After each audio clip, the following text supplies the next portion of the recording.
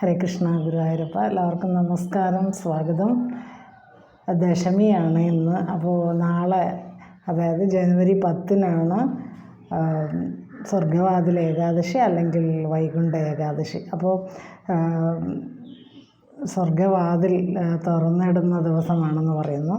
അതുപോലെ തന്നെ ഭഗവാൻ തൻ്റെ പ്രിയ ഇഷ്ടപ്പെട്ട കൂട്ടുകാരനായ കുചേലനെ കുബേരനാക്കിയ അല്ലെങ്കിൽ വലിയ പണക്കാരനാക്കിയ ദിവസമാണ് എന്നും വിശ്വസിക്കുന്നു. അങ്ങനെ ഈ ഒരു ദിവസം വിഷ്ണു സായുജ്യത്തിനായിട്ട് ദശമിയും ഏകാദശിയും അതുപോലെ ദ്വാദശിയും ആചരിക്കുന്നത് നല്ലതാണ്. അപ്പോൾ 3 ദിവസവും ആചരിക്കുന്നത്. ഇന്ന് ദശമിക്ക് കുളിച്ച് ഭക്ഷണം കഴിക്കുകയും ഒക്കെ ചെയ്യാൻ പാടുള്ളൂ. അല്ലെങ്കിൽ ഒരു നേരം മാത്രം അരി ഭക്ഷണം, 2 നേരം ഗോതമ്പോ അങ്ങനെയൊക്കെ ഉള്ളത് കഴിക്കാം. പിന്നെ നാമജപങ്ങളും ഒക്കെ നല്ലതാണ് ഇന്ന്. അപ്പോൾ നാളെ, അതായത് ഏകാദശി ദിവസം ജനുവരി 10-ന് വൈകുണ്ഠ ഏകാദശി എന്ന് പറയുമ്പോൾ വിഷ്ണു സായുജ്യത്തിനായിട്ട് നമ്മൾ പ്രാർത്ഥിക്കുന്നത് കൊണ്ട്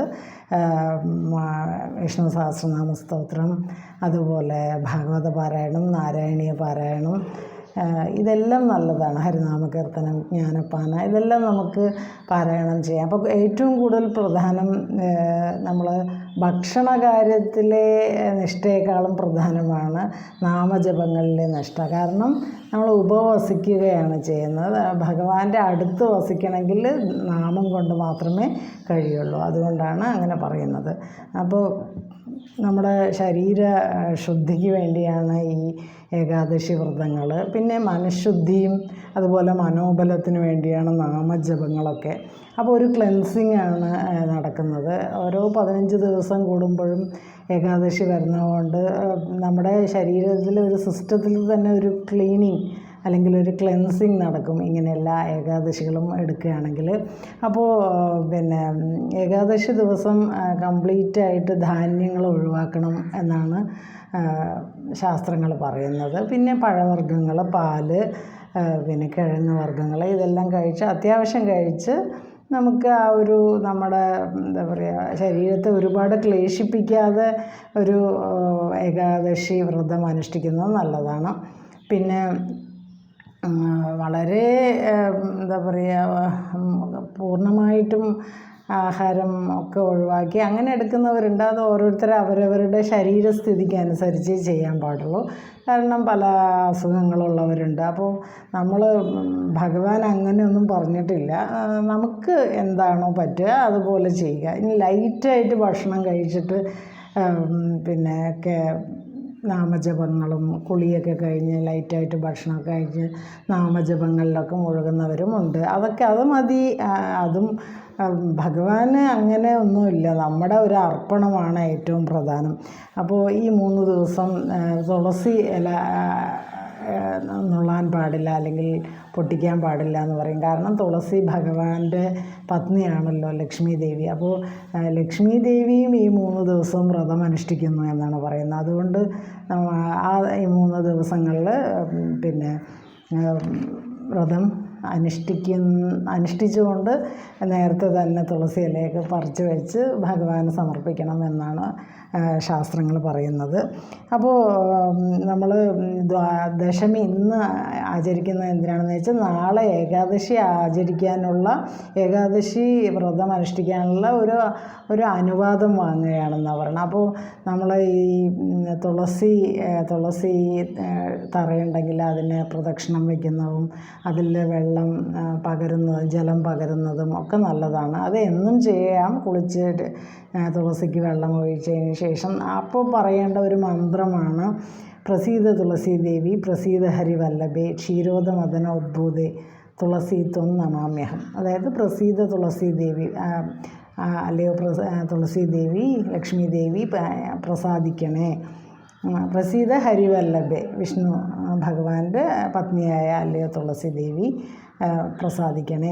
ക്ഷീരോദമദന ഉദ്ഭൂതേ, അതായത് ക്ഷീരോദമദനം എന്ന് പറയുമ്പോൾ പാലാഴി മഥനം, അത് കടയുമ്പോഴാണ്, അതിൽ നിന്നാണ് തുളസി വന്നത് എന്നാണ് സങ്കല്പം. അതുകൊണ്ട് ക്ഷീരോദമദന അതിൽ നിന്ന് ഉദ്ഭൂതയുണ്ടായ ക്ഷീരോദമദനോദ്ഭൂതേ തുളസീത്വം നമാമ്യഹം. ആ തുളസിയെ ഞാൻ നമാമി അഹം, ഞാൻ വന്ദിക്കുന്നു. അതാണ് പറഞ്ഞ് ആ ഒരു മന്ത്രം പറഞ്ഞുകൊണ്ട് തുളസിക്ക് ജലം സമർപ്പിക്കുകയും തുളസി തറയുണ്ടെങ്കിൽ അതിനെ പ്രദക്ഷിണം ചെയ്യുകയും ഒക്കെ ചെയ്യാം. അപ്പോൾ ഇതൊക്കെ ഇങ്ങനെയൊക്കെ കുറച്ച് നിഷ്ഠകളൊക്കെ പാലിച്ചുകൊണ്ട് പാരായണങ്ങൾ, ഗീത പാരായണം ചെയ്യാം. ഭഗവത്ഗീത പാരായണം, നാരായണീയം പാരായണം, ഭാഗവത പാരായണം, അതുപോലെ വിഷ്ണു സഹസ്രനാമ സ്തോത്രം, ഹരിനാമകീർത്തനം, ഇതെല്ലാം മാറി മാറി പാരായണം ചെയ്യാം. അങ്ങനെ പിന്നെ ദ്വാദശി ദിവസം രാവിലെ 6:20 6:10 തൊട്ട് 8:30 വരെയാണ് എന്നാണ് പറഞ്ഞിരിക്കുന്നത് അതിൻ്റെ സമയം, പാരണ വീടുന്ന സമയം. അപ്പോൾ തുളസി തീർത്ഥം അതിൽ അരിയൊക്കെ ഇട്ട് തുളസി തീർത്ഥം സേവിച്ചുകൊണ്ട് പാരണ വീടാം എന്നും പറയുന്നുണ്ട്.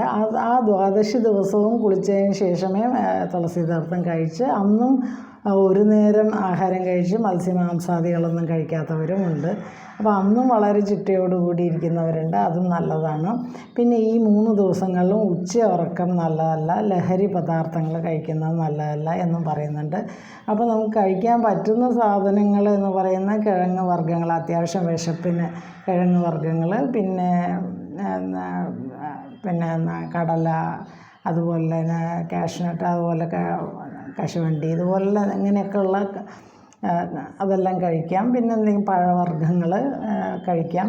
പിന്നെ പാല്, അങ്ങനെയൊക്കെ എന്തെങ്കിലും ജ്യൂസൊക്കെ അങ്ങനെ കഴിക്കാം. അത് വളരെ അത്യാവശ്യത്തിന് നമ്മുടെ ആ ഒരു ക്ഷീണമോ വിശപ്പൊക്കെ ശമിപ്പിക്കാൻ വേണ്ടി മാത്രം, ഒരുപാട് കഴിക്കരുത് എന്നും പറയുന്നുണ്ട്.